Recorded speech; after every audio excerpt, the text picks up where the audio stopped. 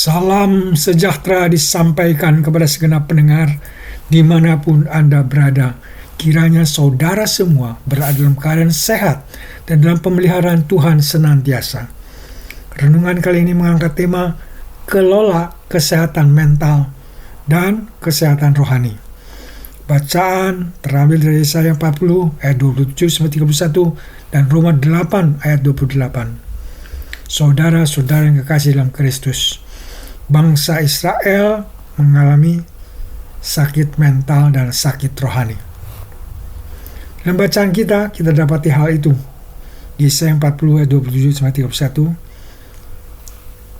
Sakit mental dan sakit rohani bangsa Israel saat pembuangan di Babilonia bisa dilihat memiliki beberapa kesamaan antara sakit mental dan sakit rohani, tetapi juga mempunyai perbedaan-perbedaan penting antara sakit mental dan sakit rohani. Kalau kita berbicara tentang kesamaan antara keterhubungan antara mental dan rohani, maka dapat dijelaskan sebagai berikut. Pengalaman pembuangan di Babilonia berdampak berat secara mental dan rohani. Bagi bangsa Israel, mereka kehilangan tanah air. Mereka mengalami sesuatu yang pedih, kehancuran bait Allah, serta hidup sebagai tawanan di negeri asing. Dan itu semua membawa perasaan kehilangan, membawa perasaan kesedihan, dan membawa perasaan keterasingan. Hal ini mirip dengan depresi dan tekanan mental, karena mereka kehilangan pegangan, mereka kehilangan identitasnya. Kemudian secara rohani, mereka merasa jauh dari Allah yang bersemayam di Yerusalem menurut pemikiran mereka. Sehingga muncul pertanyaan eksistensial dan kebingungan spiritual. Kitab Mazmur, terutama Mazmur 137 ayat 1-4, menggambarkan perasaan kehilangan, perasaan kerinduan bangsa Israel terhadap Yerusalem yang bisa dilihat sebagai gejala tekanan mental dan rohani. Sekarang kita melihat perbedaan antara sakit mental dan sakit rohani terletak pada akar masalah dan dampak terhadap relasi dengan Allah. Secara mental, penderitaan mereka bisa dipandang sebagai respon alami manusia saat mengalami kehilangan dan keterasingan. Namun secara rohani, penderitaan ini bukan hanya masalah kondisi psikologis, tetapi juga penghakiman atas dosa-dosa mereka, seperti penyembahan kepada berhala dan pelanggaran perjanjian mereka dengan Tuhan Allah. Pembuangan adalah hukuman rohani yang bertujuan untuk menyadarkan mereka agar kembali kepada Allah. Dengan demikian sakit rohani mereka lebih terkait dengan pemutusan hubungan dengan Allah. Pemutusan itu adalah akibat dosa, sementara sakit mental lebih pada aspek emosional dan sosial dari kehilangan. Sekarang berbicara kepada upaya pemulihan. Upaya pemulihan tidak lain adalah kembali kepada Allah dan mendapat dukungan komunitas. Dalam Alkitab, seperti para nabi, Yesaya dan Yeremia mengajak bangsa Israel untuk mengakui dosa mereka dan kembali kepada Tuhan. Dan bisa dianggap sebagai bentuk pemulihan rohani. Di sisi lain, dukungan komunitas, yaitu ritual, ibadah, dan doa kepada Tuhan, menjadi cara untuk mengatasi dampak mental dari pembuangan. Pemulihan rohani membawa ketenangan. Pemulihan rohani membawa harapan baru yang pada gilirannya meringankan tekanan mental. Secara keseluruhan, sakit mental dan sakit rohani bangsa Israel di Babilonia saling terkait, tetapi tetap memiliki perbedaan mendasar dalam hal penyebabnya, dimensi, dan pendekatan pemulihan. Pertanyaannya, bagaimana dengan kita, para pendengar, di dalam kebaktian ini? Kita tidak hidup dalam pembuangan. Kita tidak hidup terjajah. Kita adalah orang-orang merdeka, di mana kita mempunyai kebebasan.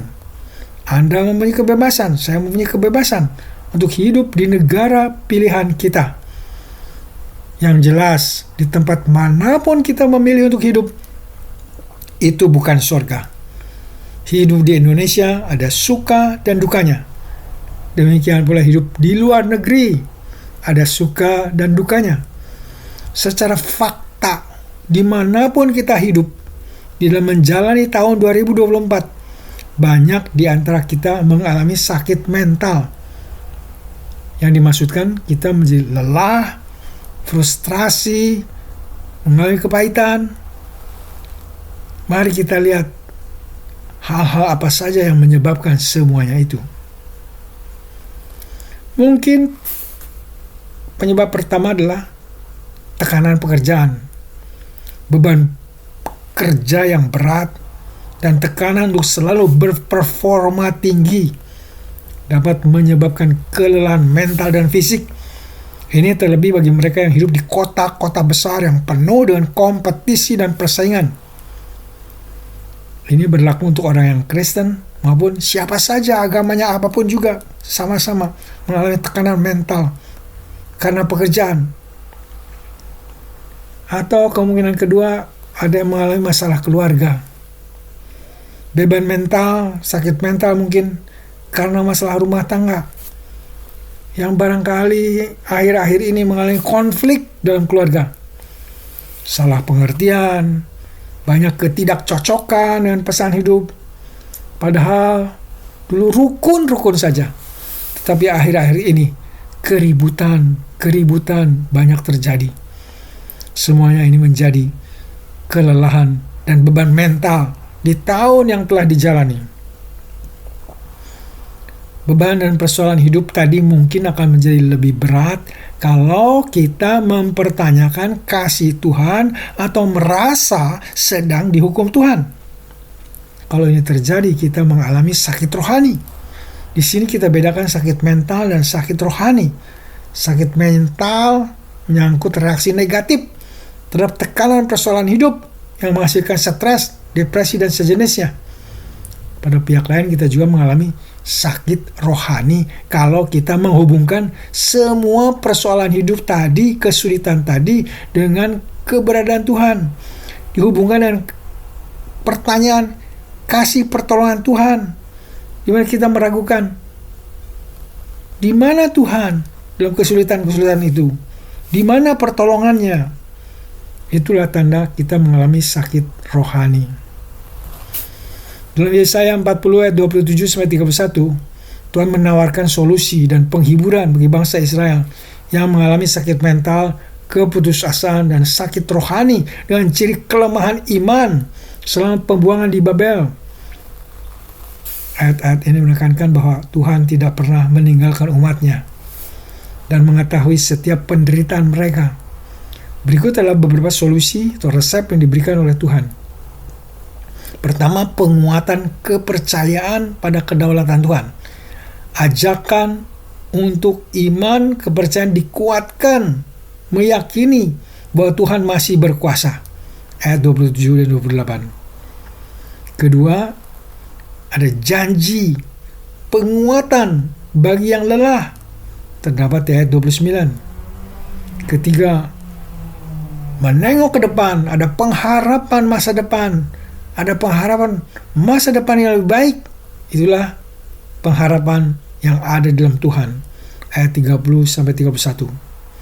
Secara keseluruhan, solusi atau resep yang Tuhan berikan dalam Yesaya 40, 27-31 adalah dengan memperbaharui pengharapan bangsa Israel melalui iman dan ketergantungan kepadanya. Bagi mereka yang merasa lemah dan tertekan, janji-janji ini mengingatkan bahwa Tuhan adalah sumber kekuatan yang tidak terbatas. Untuk memasuki tahun 2025 dengan berbagai kemungkinan beban hidup yang mungkin akan terjadi dalam hidup kita, di mana beban-beban tadi mungkin menimbulkan sakit mental atau kemungkinan sakit rohani. Kita bisa menerapkan ayat dalam Yesaya 40 ayat 27-31 sebagai panduan dan sumber kekuatan untuk mengelola kesehatan mental dan kesehatan rohani. Ayat-ayat tadi dapat kita peras dalam satu istilah sebagai sikap outward looking, melihat keluar, khususnya berfokus kepada Tuhan Allah.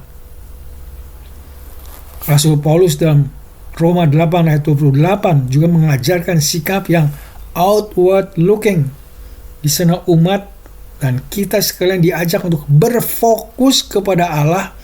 Allah lah yang akan mengerjakan segala sesuatu, termasuk berbagai masalah, termasuk beban-beban hidup.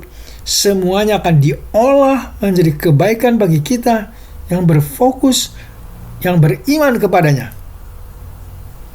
Apapun situasi kita, maka Tuhan Allah yang telah menyapa bangsa Israel, Dia Allah yang sama mendatangi kita dalam Yesus Kristus dalam situasi masa kini. Dia berfirman dalam Matius 11 ayat 28, "Marilah kepadaku semua yang letih lesu dan berbeban berat, aku akan memberi kelegaan kepadamu." Tuhan Yesus membekali kita menjalani tahun 2025 dengan undangan terbuka untuk datang kepadanya. Setiap kita datang kepadanya membawa kelesuan, akan mendapat kekuatan baru. Setiap kali kita datang dengan beban kita akan diangkatnya. Kalaupun beban itu masih ada, Yesus akan beri kekuatan untuk kita memikulnya. Yakin dan imani bahwa hanya di dalam Dia saja ada kelegaan, hanya di dalam Dia ada kedamaian, hanya di dalam Dia ada keberkatan, hanya di dalam Dia ada sukacita sejati. Tetaplah fokus, jangan beralih fokus, terus fokus kepada Tuhan Yesus dalam iman, dalam harap dan dalam kasih. Dengan tetap fokus kepadanya, kita dapat menjaga kesehatan mental dan menjaga kesehatan rohani kita. Patut dijaga, patut dicatat bahwa kesehatan mental dan kesehatan rohani ini bukan tujuan akhir pada dirinya, tetapi tangga perantara untuk menapaki tangga berikutnya, agar hidup kita berbuah bagi Tuhan dan menjadi berkat bagi masyarakat. Selamat meneruskan perjalanan hidup di tahun 2025 bersama dengan Yesus Tuhan kita. Amin. Mari kita berdoa. Bapa yang baik, terima kasih kami boleh memasuki tahun baru, tahun 2025. Kami tinggalkan semua beban hidup, kami serahkan kepadamu, dan sebagai gantinya kami menerima kekuatan dan kami menerima pengharapan, kami menerima janji-janji penyertaan-Mu memasuki tahun 2025. Bapa yang berterima kasih, hamba-Mu mau mendoakan untuk saudara-saudara pendengar yang sedang sakit dan dalam pencobaan. Kiranya Engkau memberi pertolongan dengan memberi kesembuhan kepada yang sakit dan kemenangan bagi mereka yang dalam pencobaan. Bapa yang Maha Kuasa, dengar dan kabulkan doa permohonan ini yang kami minta dan pohonkan dalam satu nama, Tuhan Yesus Kristus, Juru Selamat kami yang hidup. Amin.